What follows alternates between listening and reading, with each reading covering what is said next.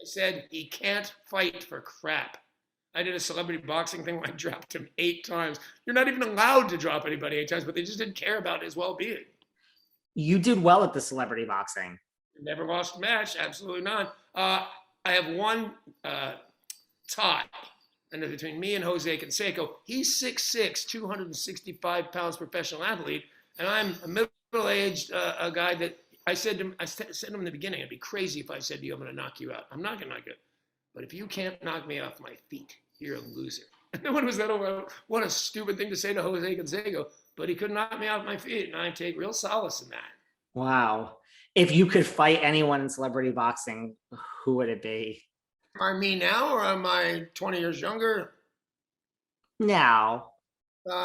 Now, what's poor old man is fighting me? And I haven't given a lot of thought. Or 20 years ago, like, did you have a like number one wish list if they? Yeah, you probably actually saw this one, and it wasn't in a ring. Did you see my fight with Johnny Fairplay? Yes. How sad was that for that guy? I didn't expect any. All his teeth got knocked out, and I'm thinking it's some little part of it. It's a joke, no big deal. I didn't even hit him. He jumped on me, and I didn't like it, and I threw him off. But apparently, he was too high to protect himself. Land on the ground, all his teeth came out, and so then he sued me for $10 million, and I got really mad about it. Not that he was suing me. Of course, he's going to sue me, but that I had to drive to downtown to get a parking spot and meet with lawyers. I just hated it, and I said we went outside to smoke. We all still smoked, and I saw a dime on the sidewalk, and I picked it up, and I'm going to go like this. This is the only dime you'll get from me, lawyer. And the rat bastard beat me to it. I picked up the dime, and he said, yeah, that's the last one I'll get from you. And it was. He didn't get a dime. Everybody's talking about how much can we work this out and, make all parties leave happy. And then somebody said something I didn't like. And I said, everybody go to court. I'm not, whatever we're doing in here to not go to court is the opposite of what I want to do. Let's go to court. And I started growling because I learned that from my dad. Let's go to court right now. And I walked outside again, and about 20 minutes later, they all came out and said, nope, we're all not going to court. They're like, this guy is not going to settle this. We better just walk away. No, he's going to settle with me not killing him again. But he knew he couldn't win. It was just, he jumped on me and called it some weird thing that had some reference to sex, which who cares? That's fine with me. But when his lawyer and the other lawyers heard that you jumped on a man and threatened sex, you lose, and that's what happened. So I didn't have to give him a dime. By the way, 20 years later, mind you, he turned out to be a pretty good guy. I did a podcast. I didn't like it. I can't be you, man. But I did a podcast called Kicked Out of Hollywood. And I ordered him on because I thought this is going to be great. And it was great. But he didn't have a bad habit. He didn't have a bad thing to say about me. He was a completely changed man. And when he said I read the Bible, I'm fairly good at the Bible. So I threw out a couple of things, see if he'd ever knew them all. So wasn't a lie, wasn't a setup. I didn't think this man could ever come off good. He's one of the worst people I ever met. And now he's good. Think about that if you're out there in podcast land. If you think this is as far as it goes, it's not. It always changes. It always changes. Always changes. Do you think, like, as a child actor, like I think of like you, listen, like you could argue it both ways, but I think of you and like Corey Feldman and even like Lindsay Lohan, like there's a lot. Like, do you think as a child actor, you're more prone to fall into like the drugs and all that just because like who's going to say no? Or is that just like a gross overgeneralization? I went to rehab for 30 days and there was no ex-child star there, just me. So no, I think you can be exposed to more than you used to be exposed to it. No, I don't think that's a thing. I don't think ex-child stars have it any more difficult than any other child. What about like the concept of fame? Like you said, like there were the girls on your front lawn, you didn't really maybe appreciate it at the time, but certainly, fame is like a pretty addictive drug in and of itself, right? Yeah. Do you know the show, Dr. Quinn, Medicine Woman? Yes. Well, Joe Lando, the beautiful guy with the long hair who throws axes and stuff like that, we're having a conversation one time, and I think I'm falling back into the money. Things are having some controversy.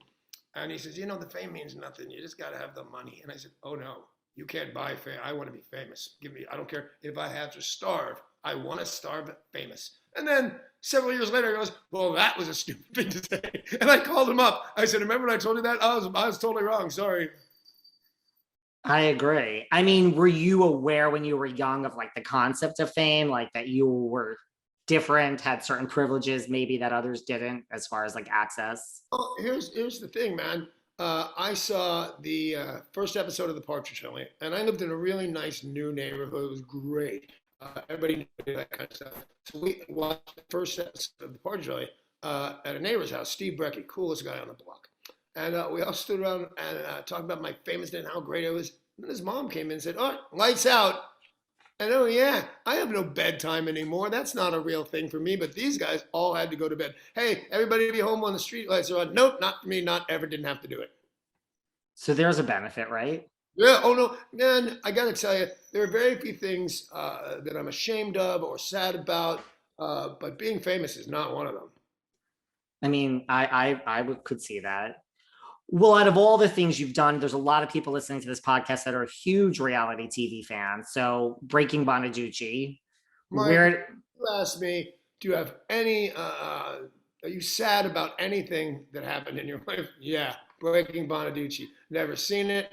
I'm ashamed of it. I can't believe it. I can't believe VH1 let me do it. I was, a maniac on drugs and alcohol, and anything could happen, and it did. I jumped out of a limousine going 30 with no shirt on. They should not have allowed that. But I say with some pride that I've never seen it because it's hard to say no. I've never seen something so famous, but I haven't. I'm embarrassed about it. Yeah, that would be my one big. Hey, why did you do that? do you Hey, I got drunk and ran into a church, or do the Breaking Bonaduce. I'd pick the church. I'd run down a church before I did Breaking Bonaduce again. really? Yeah, it was awful. Were you aware? Did you feel like you said you were high during most of it? Which I mean, everyone knows because I mean, it was everyone saw it or whoever saw it. But like, were you aware, that producers were like, I mean, I don't even know if exploiting is the right word, but like, go jump out of that limo shirtless. Like, the more is better. I'm the exploiter, not just me. Give me the opportunity to show me some way to do it. I'll do it to you. But no, that's my only big regret. And I've jumped out of other stuff at other speeds. It's not the end of the world. It's just that I put my name to it. Breaking Bonaduce. If there's any writing, which there isn't, in the reality shows, I'm responsible for that. So I don't hate anybody for doing it. If I had to hate anybody, it would be me, but I don't. And you think you'll never watch it? No. I know what happens. I didn't go completely blank. So let's say there's 100 things and I know 14 of them. That's enough. That's enough. What do you think about, look at like the Kardashians, like look what do you think of the Kardashians and like where reality TV is today? Love them, and they're geniuses. If everybody hates the Kardashians. If you could do that, would you? I don't hate the Kardashians. I agree. They're billionaires, and they sing and they do makeup. No, I don't think there's any accidents in their family. I think they're brilliant. I know it'd be easy to make fun of me when this is over, and please feel free. I think if not all of them, somebody is a genius somewhere. Probably Ryan Seacrest, who brought that show to us. I would agree probably with all of that. Yeah. I'm glad you like it, because I do too. And a lot of guys say, no, real guys can't watch that. Well, I'm a pretty real guy, and I love it. And I think, listen, everyone I know I think they work. I mean, it's not 2 years. It's many, many years now that they're on TV and people are still watching. They're printing money, and it's like I said before, I don't think it's an accident that they're billionaires. I think the weirdest thing is Caitlyn Jenner. I can't follow that one. But, I believe that it was what he wanted to do with his life. You could see he was transitioning a year before he did it. So, that's got to be remarkable to try and walk in a restaurant. He's as famous as any Kardashian ever now. But I also, he came up to me and asked me for my autograph when I was about 10 or 11. And then I was hoping that he'd remember that moment because I got married to Amy. And as I was saying, hey, thanks for giving me that autograph back in '72. You gotta love that guy.